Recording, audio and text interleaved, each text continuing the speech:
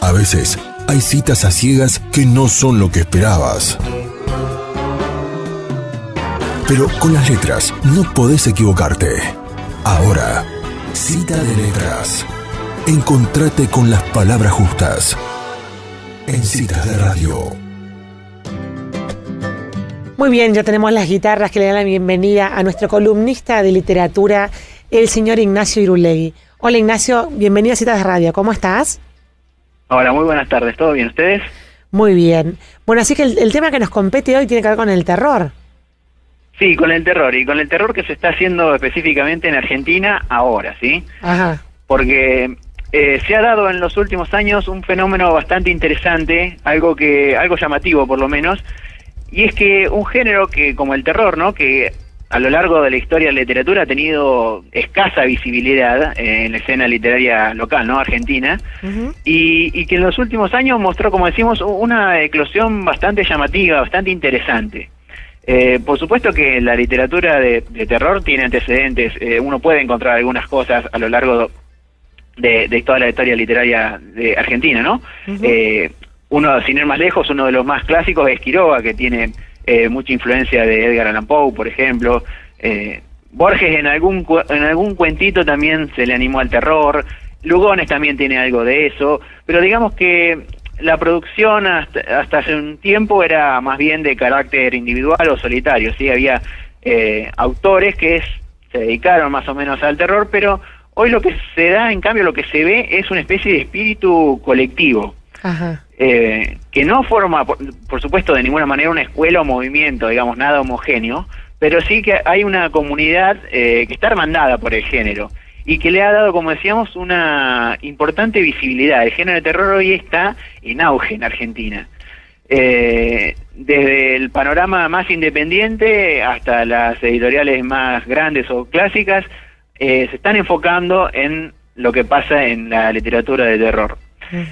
Bueno, y para empezar un poquito con un panorama de algunos autores de terror ahora en Argentina, jóvenes casi todos ellos, hay que empezar por un hecho bastante destacable, ¿no? Y que alguien a quien conocemos en la radio y en esta columna también, porque era el encargado de hacer la columna antes de que yo ingresara, que es Celso Lunghi, ¿no? Bien, tu predecesor.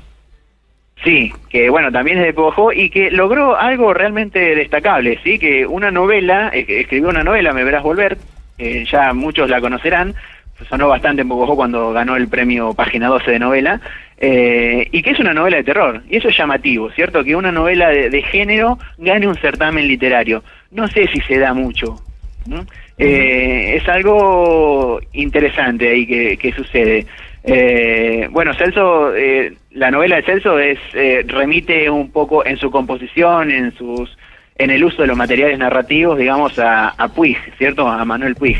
La técnica de la superposición de voces y de los distintos registros que pululan por la obra, nos remiten a Puig ahí, y bueno, desde el lado más bien temático y del terror justamente, que una influencia que Celso ha expresado públicamente, que es de Stephen King, ¿cierto? Que es el rey del terror. Sí, sí, que lo ama.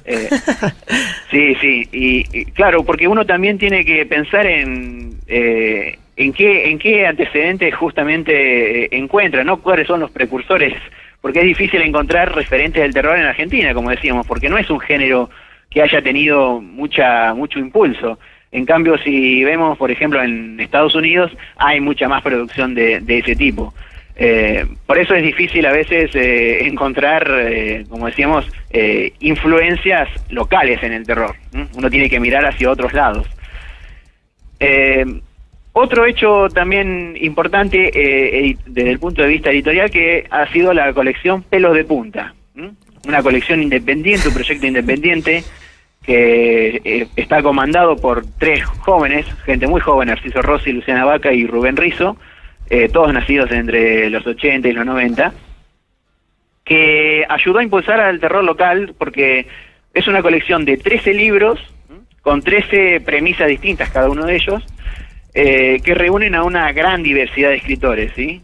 Escritores ya sea de género, conocidos por haber escrito en el género o no, también conocidos y desconocidos, éditos inéditos, jóvenes y no tanto, digamos, hay una gran heterogeneidad de escritores y de autores reunidos a través de esta colección. Uno de los rasgos destacables es que tiene una notoria ética de trabajo, porque se publicó un libro a razón de un libro por mes, digamos. La colección se publicaba a razón de un libro por mes, es decir 13 meses llevó la colección completa publicarse. Y esto también fue algo que nunca se vio en realidad. Una colección enteramente dedicada al terror y bueno, incluye también otros géneros, digamos, pero la base siempre está en la idea de lo inquietante, del miedo, de lo que produce cierta incomodidad, ¿cierto? Que es, yo diría, el rasgo que define al terror, porque el miedo, el terror, bueno, la función del terror es provocar miedo, ¿no? Pero ¿a través de qué elementos se genera el miedo? Los rasgos, el elemento más efectivo, creo yo, es la sugerencia, ¿no? Lo que no se dice. Claro. La idea de la imaginación. Que existe... La imaginación, que a veces juega... Claro, como un exactamente. La idea de amplificador. que existe algo que subyace en el relato que no se termina de mostrar completamente y que eso es lo que molesta, ¿no? En la literatura de terror. Y hablando de este rasgo, vamos a mencionar a dos autoras, ¿sí? Otro rasgo destacable que hay en el terror de ahora es que hay muchas mujeres volcadas al terror, cultivando el género. Una es la más conocida probablemente, que es Mariana Enríquez, que es la autora de terror que más reconocimiento ha tenido en la actualidad, sobre todo por dos libros, dos colecciones de cuentos. Otro rasgo del género de terror, que la mayoría se da a través la escritura de terror actual se da por lo general a través de relatos y de cuentos. Novelas hay también, pero no son tan frecuentes. Por lo general son cuentos. Bueno, decíamos, dos libros tiene Los peligros de fumar en la cama y Las cosas que perdimos en el fuego. Es el segundo, que se publicó este año, en 2016, por la editorial Anagrama, bueno, es española y le ha dado una gran proyección internacional, ¿sí? Una dimensión bastante fuerte a la figura de Mariana Enríquez. Y la otra es Samantha Schweblin, que ahí hay una cierta dificultad, digamos, para encasillarla el terror entre comillas, pero los cuentos de Schweblin también hay una presencia de lo que decíamos antes, ¿no? La amenaza de lo inquietante, de lo que incomoda, de cierta crueldad también en sus relatos.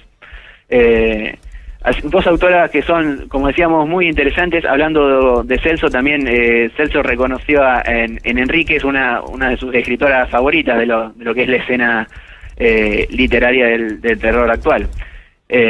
Y bueno, Samantha Schweblin, que también ha sido editada en otros países, sus libros han sido traducidos.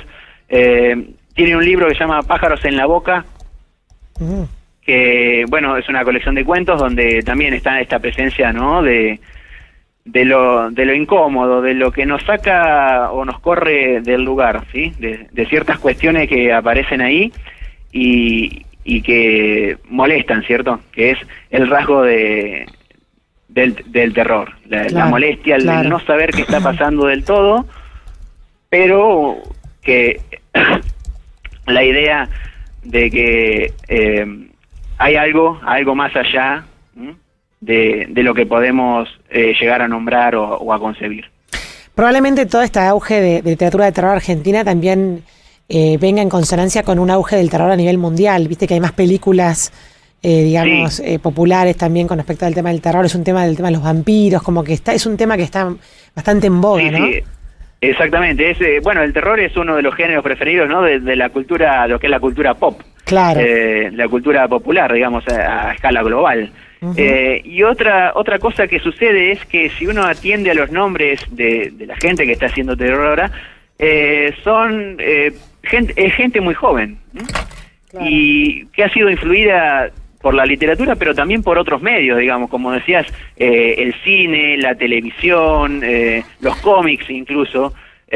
Hoy en día uno no solo lee literatura, sino que hay una multiplicidad de géneros y de medios a los cuales atender. Entonces, yo creo que es algo medio natural que sale ahí, porque uno si creció viendo películas de terror o cine de ciencia ficción o mirando series en televisión, creo que es algo de lo que uno no se puede deslindar y que también absorbe y bueno, se manifiesta en otro medio, ¿no? Como es la literatura, pero sí, creo que algo de eso hay.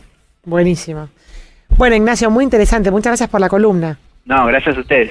Nos vemos la semana que viene. No, la semana que viene vamos a pasar columnas grabadas, así que nos despedimos hasta agosto. ¿Tenemos vacaciones entonces? Tenemos vacaciones, los columnistas también. Ah, buenísimo. Genial. Bueno, un saludo grande. Chao, hasta luego. Adiós.